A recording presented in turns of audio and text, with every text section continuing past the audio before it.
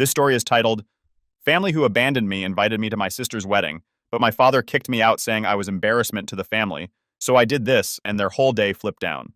Hey everyone, before we jump into today's video, I need your help.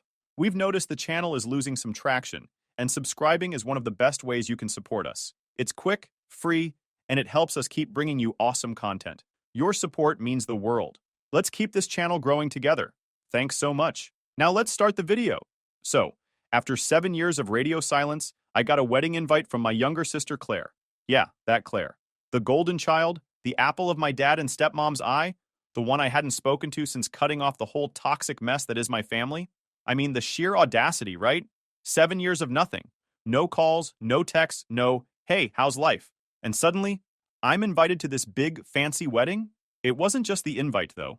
There was a handwritten note tucked in there. Claire's handwriting. Unmistakable. She wrote that she missed me and wanted to fix things. I stared at it for a long time, trying to figure out if this was some kind of prank. Like, was she serious? After everything that happened? After how they treated me? Now she wanted me back in the fold? For context, let me rewind a bit. Our mom passed away when I was 15, and Claire was 12. It wrecked us, as you can imagine. But while I was still trying to process my grief, my dad was out there moving on.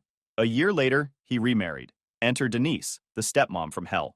From day one, she had this unspoken mission to erase every trace of my mom. Family photos? Gone. My mom's favorite decor? Packed up and thrown out. I was devastated. But Claire? She clung to Denise like she was some kind of savior. I couldn't blame her. She was just a kid, and she needed someone. But me? I couldn't stand Denise or the way she controlled everything. Things got worse as we got older. By the time I went to college, Dad refused to help me financially. His reasoning? I needed to man up and learn responsibility. Meanwhile, he was showering Claire with everything. College tuition, a brand new apartment, even a car. All paid for without a second thought. I was juggling part-time jobs, barely scraping by, and trying to build an event planning business from scratch. Denise, of course, dismissed it as playing around, while Claire was the star of the family, excelling in school, and apparently deserving of all their support. Eventually, I had enough. After years of feeling like I was the outsider in my own family, I cut ties. No dramatic confrontation, no big fallout, just silence. I stopped calling, stopped visiting, and focused on building my life.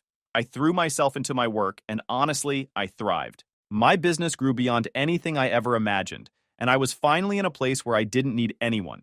Not Dad, not Denise, not Claire. Which brings us back to the wedding invite. At first, I wanted to toss it in the trash. Why should I care? They didn't care about me when I was struggling to get through school, when I was scraping together enough money to buy groceries, when I needed a family. But something stopped me. Maybe it was curiosity. Maybe it was the note from Claire. I couldn't tell if she was genuine or if this was just another one of Denise's manipulations. Either way, I decided to go. If nothing else, I figured I could show up, see how things played out, and leave if it got too unbearable. Here's the thing. I wasn't planning to go empty-handed. Despite the years of animosity, I still wanted to do something nice for Claire. I offered to help plan her wedding. You know, give her the full service from my company at a massive discount. She politely declined, saying Denise had already taken care of everything. That stung a little, not gonna lie. But hey, I'd done my part. I'd extended the olive branch. The ball was in their court. So there I was, prepping myself for the big day. I knew walking into that venue would stir up a lot of old wounds, but I convinced myself it was worth it. Maybe Claire was sincere. Maybe this was her way of reaching out, of trying to make amends. I didn't have high expectations, but I held onto a sliver of hope. The night before the wedding, I couldn't sleep. Memories of the past kept flooding back. Holidays where I sat on the sidelines while Claire got all the attention. Conversations where Denise belittled me in front of Dad. Moments when I realized I wasn't part of the family anymore. I told myself it didn't matter. I was going to the wedding for Claire, not them. And if things went south, I could always leave. I had nothing to prove to anyone. The next morning, I put on my best suit, got in my car, and drove to the venue. I arrived early because, well, that's just how I am. I'm a planner, always have been. The place was breathtaking. High ceilings, lush flowers, the works. They'd clearly spared no expense.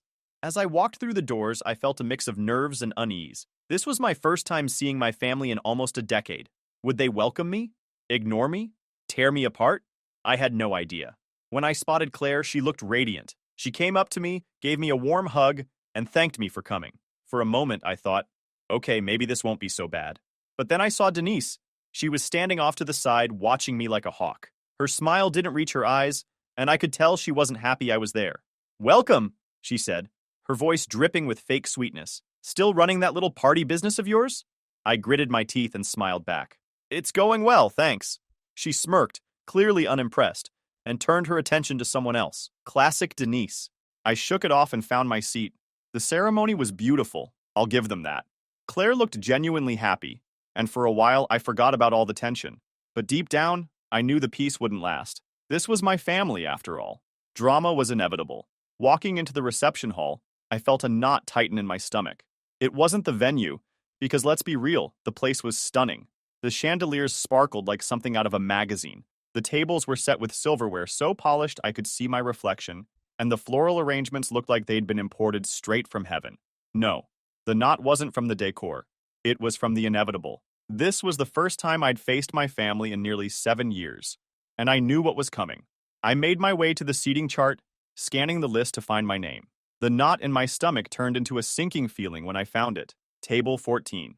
I didn't need a map to know where that was. Weddings are practically a blueprint. Immediate family at the prime tables, then close friends, then extended family, and finally, the random stragglers. Table 14 was firmly in the "we don't care if you're here" zone. When I got there, I realized the insult wasn't subtle. My table mates were distant relatives I barely remembered. Aunt Lydia, who constantly mispronounced my name and reeked of mothballs, and Uncle Roger, who spent every family gathering droning on about his coin collection.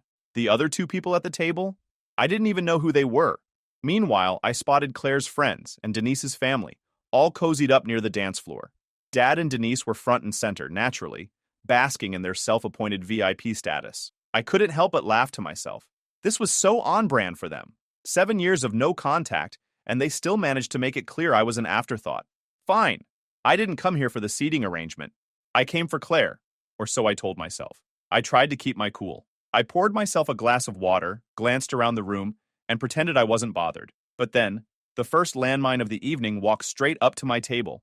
Dad. And he was clearly drunk.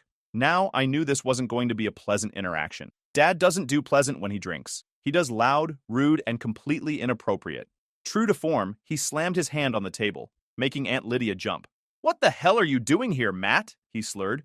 "You weren't supposed to come." I stared at him, stunned. "I got an invitation," I said, trying to keep my voice calm. I even pulled it out of my pocket as proof. "Claire invited me." He snorted. "You should have stayed where you belong. You're just here to embarrass us, aren't you? Showing up with your little party business like it means something." His voice was getting louder, and I could feel eyes turning toward us. My face burned with a mix of anger and humiliation, but I kept quiet. Before I could respond, Denise appeared at his side, perfectly timed as always. "Matt," she said, her tone dripping with mock concern, "do you even make enough to buy that suit, or is it rented?" She gave me this smug little smirk, as if she delivered the punchline of the century. I looked at her, then back at Dad, and realized there was no point. You can't reason with people like them, especially not when they're drunk on booze and their own sense of superiority. So, I did the only thing I could do. I stood up, smoothed my suit, and said, "Excuse me." I walked away without another word. I didn't head straight for the door, though. I wanted to take a moment to clear my head, so I wandered outside to the patio. The night air was cool, and for a moment, it felt like I could breathe again. But the voices from inside kept ringing in my ears. Embarrassment, little party business. God, they couldn't even let me exist without tearing me down. I leaned against the railing, staring out at the garden, trying to decide what to do next. Leave and never look back? Go back inside and pretend none of it bothered me? Neither option felt right. I was lost in thought when I heard the music start up inside. Cheerful, upbeat, completely at odds with how I felt. That's when I realized I couldn't stay. I didn't owe these people anything, least of all my time or energy. I made my way back inside, sticking to the edges of the room to avoid being noticed. On my way out, I glanced over at the event staff. They were setting up for the next course, arranging plates with an efficiency I couldn't help but admire. Something about them felt familiar. I slowed down, watching them move, and that's when it hit me. I knew these people. These weren't just random staff members. They were my employees. My mind raced. My company had recently acquired a smaller event planning business, and it turned out this wedding was one of their gigs. No wonder the setup looked so polished. It was my team doing the work. I felt a strange mix of emotions: pride, surprise, and most of all, a growing sense of irony. Claire and Denise had hired my company without even realizing it. Or maybe they did realize it and just didn't care. Either way, the power dynamics of the evening had just shifted dramatically, and for the first time all night, I felt like I had the upper hand. I stepped to the side and pulled out my phone, dialing my operations manager. When she answered, I kept my voice low. Hey, quick question, I said. This wedding, are we running it? There was a pause then. Yeah, why? I couldn't help but laugh. No reason, I said. Just wanted to confirm. I hung up and stared back at the room. As I stood there, still processing the fact that my team was running the wedding I had just been humiliated at, a realization hit me like a freight train. Everything, the flowers, the lighting, the perfectly timed dinner service, was being executed by my company. Claire and Denise had unknowingly, or maybe knowingly, hired me to bring their dream wedding to life. I couldn't decide whether to laugh or scream. Part of me wanted to storm back inside and announce, hey, guess what? All this, it's mine. But the more calculating part of me knew there was a better way to handle this. After all, Dad and Denise had gone out of their way to insult me, treating me like I didn't belong. If they didn't want me there, they sure as hell didn't deserve the work of my team. I dialed my operations manager again, my hands shaking, not from fear, but from adrenaline. Hey, Kate, I said, trying to sound calm. Can you confirm the client's contract for tonight? Sure, Matt, she said, clearly puzzled. Why? I'll explain later. Just tell me, does the contract include the usual termination clause? Kate didn't even have to look it up.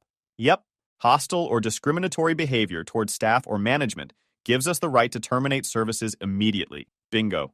Perfect, I said, a smile creeping onto my face. We're invoking it. Start packing up.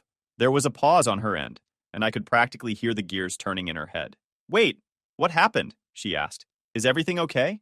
Let's just say the client has made it clear they don't want me or us here, I replied. I'll fill you in later. Just trust me on this one. Kate didn't hesitate. Got it. I'll handle it. I hung up, my heart pounding.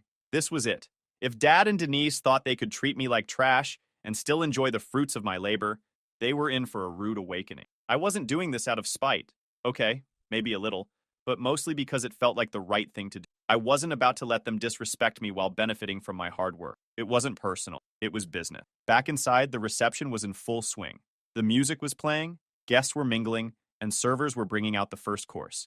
Everything seemed perfect on the surface, but I knew the chaos was about to unfold. My team moved like a well-oiled machine, discreetly packing up equipment and supplies while keeping up appearances. Guests didn't notice anything at first, which was a testament to their professionalism. I stayed outside, watching from the patio as the plan unfolded. My team began taking down floral arrangements, rolling up table linens, and quietly clearing out decorations. It was like watching a magician make an entire room disappear without anyone realizing it. Denise might have been able to belittle me, but she couldn't touch the quality of my work or my employees. The first sign of trouble came when the lighting crew started dismantling the uplights around the room.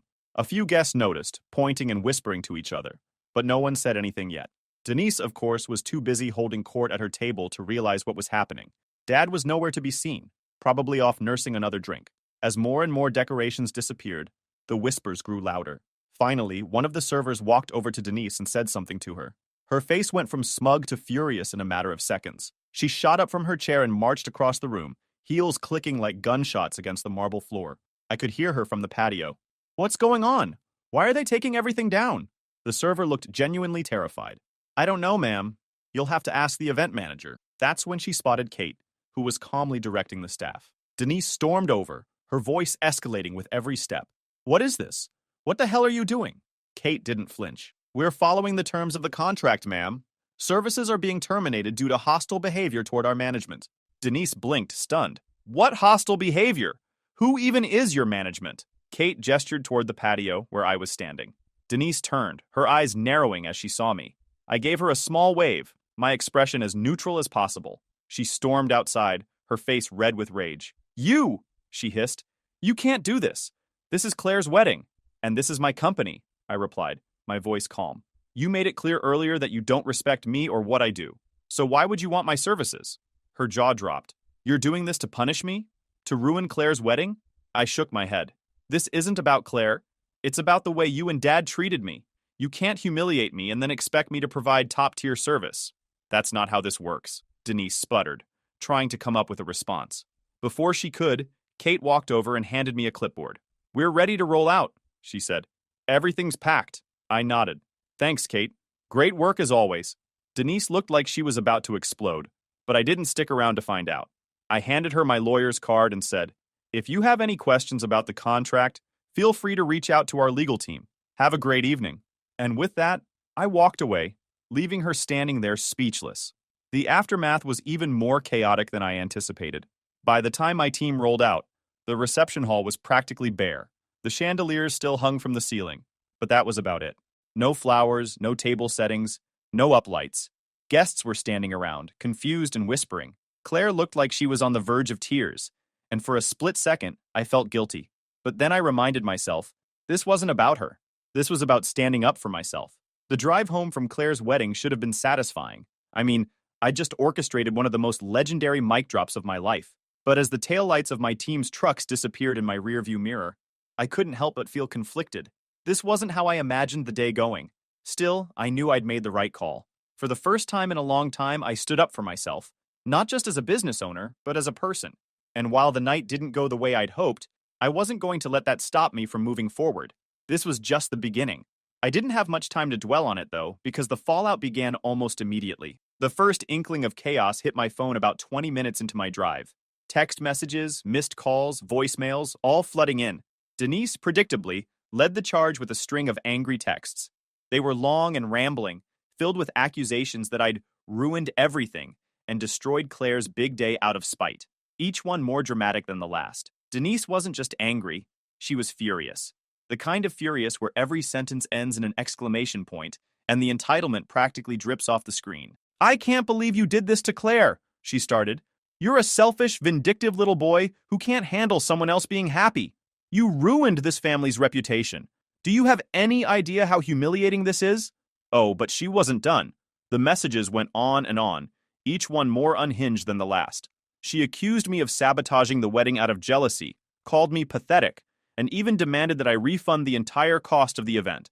Yes, refund. She genuinely believed I should pay her back for the services my company had already provided, as if she had some moral high ground to stand on.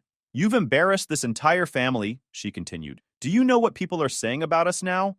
I should have known better than to trust you with anything important. You are a failure, Matt, and you always will be." The audacity was almost laughable. I didn't respond and just muted her number. She wasn't worth my energy. Dad wasn't far behind. His voicemails were less coherent, but just as nasty. I'll spare you the details, but let's just say the phrases "selfish brat" and "I'll sue your AT" featured prominently. He even threatened to call the cops at one point, which honestly made me laugh. Call the cops for what? Breaching a contract he didn't even know existed. Good luck with that. The most surprising message, though, came from Claire. I'd expected anger from her too, but when I finally read her text, it wasn't what I anticipated. "Why would you do this to me?" she wrote. "I thought you came to support me.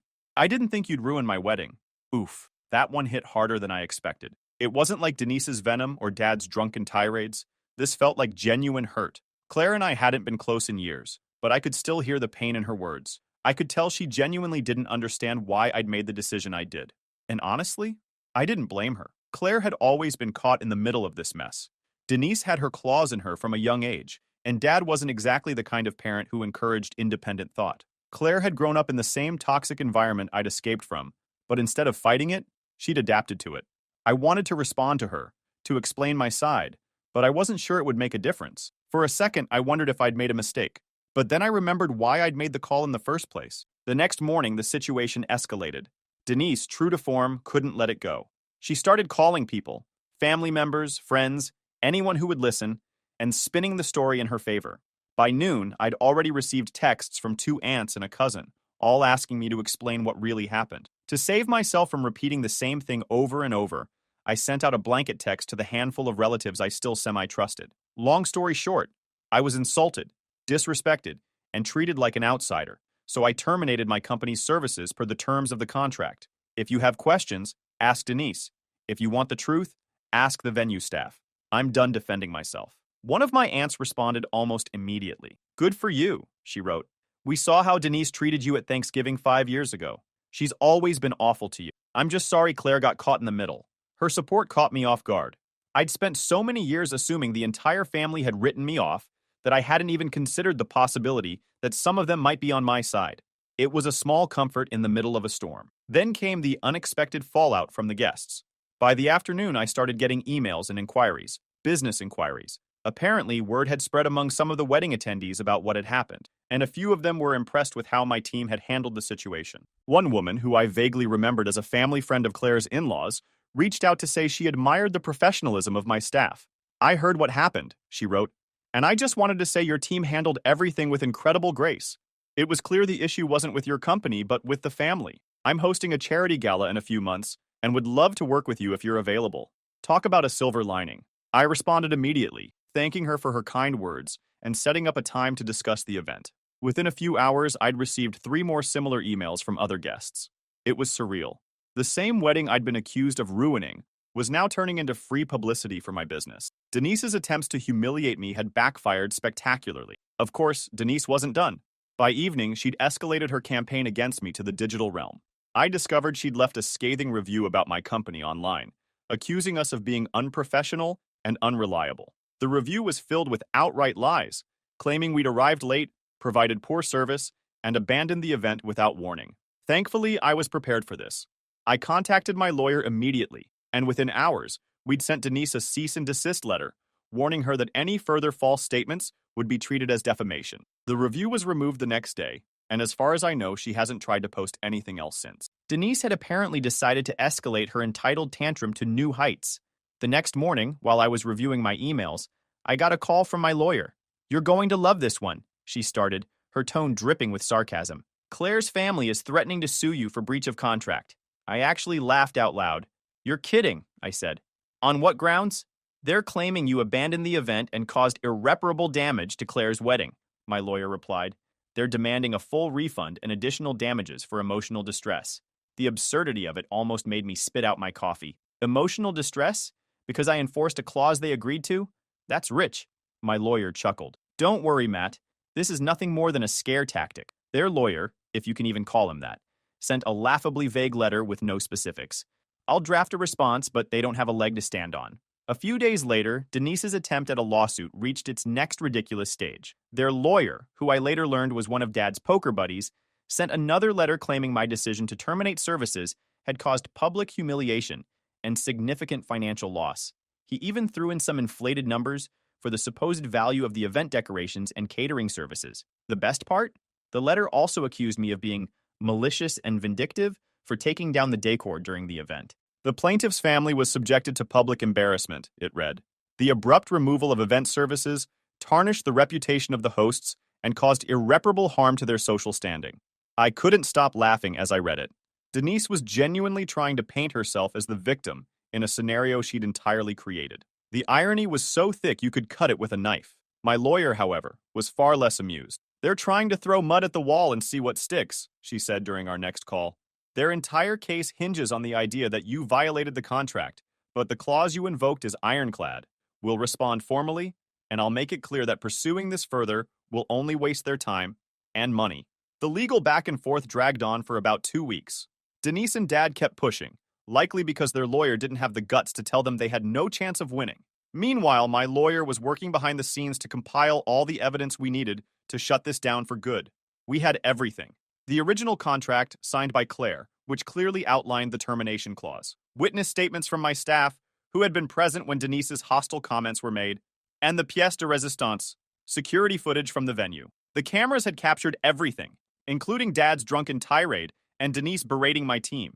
When the footage was brought to their lawyer's attention, the case crumbled almost instantly. My lawyer sent a final letter, laying out the evidence in excruciating detail, and warning them that if they continued to pursue the matter, we'd countersue for defamation and legal fees. 2 days later, I got an email from my lawyer. They've dropped the case. No further action required. The most surprising fallout, though, came from Claire's new husband, Adam. He called me a few days after the wedding. I almost didn't answer, but eventually, out of curiosity, I answered. "Hey, Matt," he said, his tone awkward.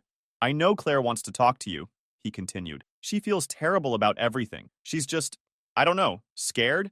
She's stuck between you and Denise, and it's tearing her up." I sighed. "I get it, but if she wants to talk, it has to come from her. I'm not going to chase her down. I'll tell her," he promised. I hung up feeling strangely hopeful. Maybe Claire and I still had a chance to mend things. Maybe not. Either way, I'd finally stood up for myself, and that was a win in my book. A few weeks after the chaos settled, I got a text from Claire. Hey, can we meet up? I feel like we need to talk. I stared at the message for a long moment, unsure of how to feel.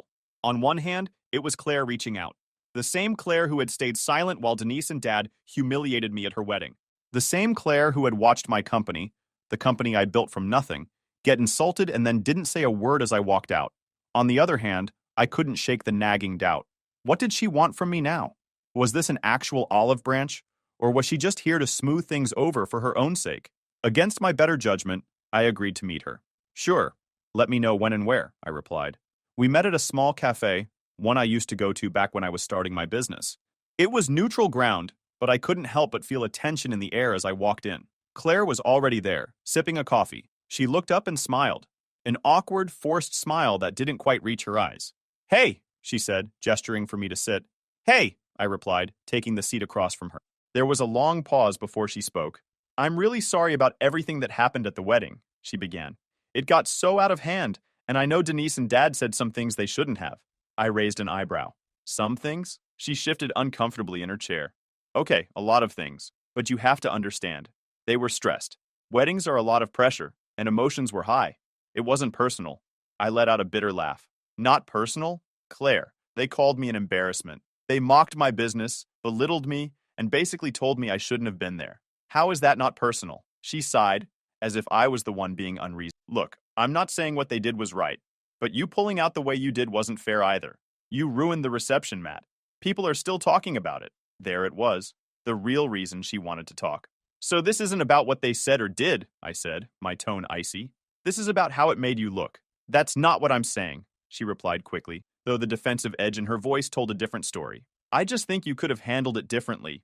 You didn't have to punish everyone because of what Denise and Dad said. I stared at her, trying to decide if she actually believed what she was saying or if she was just parroting Denise's narrative. Punish everyone? I echoed. Claire, they hired my company. They insulted me, the owner, in front of everyone. They didn't even bother hiding their disdain. You expect me to just stand there and take it? I expected you to think about someone other than yourself, she shot back. This wasn't about you. It was my wedding. Do you know how humiliating it was when everything fell apart? People were asking me what happened, and I didn't know what to say. I had to deal with the fallout while you just walked away. I leaned back in my chair, stunned. So that's what this is about. Not what they did, not how they treated me. It's about how it inconvenienced you. That's not fair, she said, her voice rising slightly. I'm trying to fix this, but you're making it impossible. Fix it, I repeated. Claire, you haven't once acknowledged what I went through. You're sitting here blaming me for standing up for myself because it didn't fit into your perfect little wedding narrative. Do you even hear yourself? She crossed her arms, her expression hardening. Maybe I wouldn't have to say this if you hadn't made everything about you. I invited you to the wedding because I wanted you there. I was trying to include you, but you turned it into a disaster. I felt a sharp pang in my chest. But it wasn't sadness. It was clarity. This wasn't a misunderstanding. Claire wasn't stuck between Denise and Dad. She was just like them. Entitled, manipulative, and incapable of taking responsibility for her action. I stood up, tossing a few bills onto the table to cover my coffee. You know what, Claire? I'm done. With you, with Dad, with Denise, all of it. I've spent my whole life being the scapegoat for this family, and I'm not doing it anymore. Her eyes widened. Matt, wait. No, I said firmly. You don't get to rewrite this. I came to your wedding because I thought maybe things had changed, but all I got was the same disrespect I've dealt with my whole life.